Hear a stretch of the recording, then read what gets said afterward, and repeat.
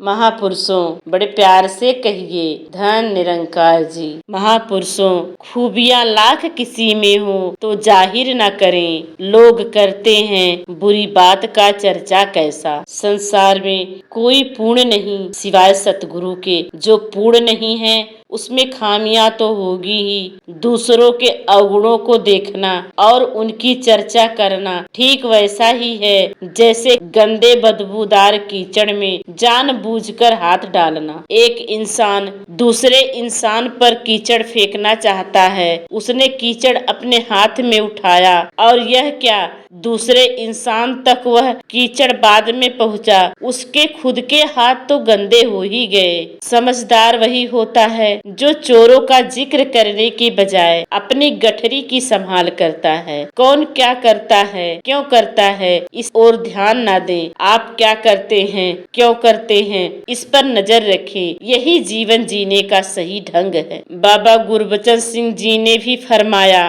कहीं गंदगी पड़ी हो तो उसे फैलाने से गंदगी हटेगी नहीं, केवल बदबू ही फैलेगी। इसी तरह किसी के अवगुणों को देखकर ढिढोरा पीटने से कोई फायदा नहीं होने वाला। कमियां ढूंढना मानव का स्वभाव है। लाख गुण किसी में हो वह अनदेखा कर देता है, पर एक कमी मिल जाए उसी को पकड़ लेता है। वैसे भी अपने से ज्यादा दूसरों के जीवन में दिलचस्पी लेना इंसान अपना जन्म सिद्ध अधिकार समझता है। न सिर्फ वह दूसरों की कमियां निकालता है बल्कि उसका प्रचार करने में भी अपना योगदान देता है। इंसान जितना अधिक महत्वपूर्ण होता है, उसकी कमियां निकालने में उसे उतना ही ज्यादा आनंद मिलता है। असल में यह खुद को बेहतर साबित करने का एक घटिया तरीका है। ऐसे में इंसान भूल जाता है कि क्या उसमें कोई कमी नहीं है। बुद्धिमानी इसी में है कि इस सत्य को दिल से स्वीकार कर लिया जाए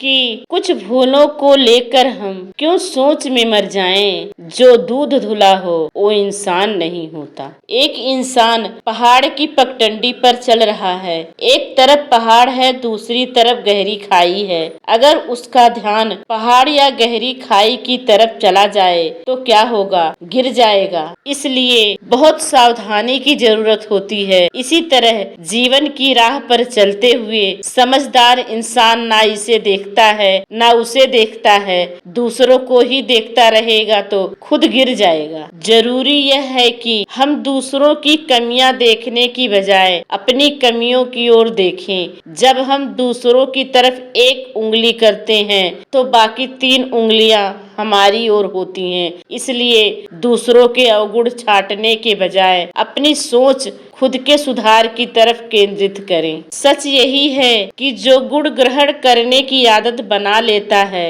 वह एक दिन गुणों का भंडार बन जाता है। जो अवगुणों को ही ढूंढता रहता है वह अवगुणों से भर जाता है। प्रभु से यही प्रार्थना है कि जब भी किसी पर नजर जाए उसकी कमियां नहीं गुण ही गुण नजर आए। सतगुरु बाबा हरदेव सिंह जी महाराज फरमाते हैं, कहीं गंदगी में किसी गंदे नाले में कोई छोटी से छोटी सोने की चीज पड़ी दिखाई दे जाए तो कोई नहीं सोचता कि नाली में कितनी गंदगी है। एकदम हाथ डालकर सोने को निकाल लेता है, सोचता है चलो हाथ तो धुल ही जाएंगे। कहने का भाव यह है कि गंदगी में यदि कोई कीमती वस्तु पड़ी हो, कोई लाभ देने वाली चीज हो तो उसे उठाने में कोई संकोच नहीं करता। इसी तरह चाहे कोई इंसान कैसा भी हो, यदि उसमें एक भी गुण है उसे ग्रहण करने में हमें किसी प्रकार का संकोच नहीं होना चाहिए। महापुरुषों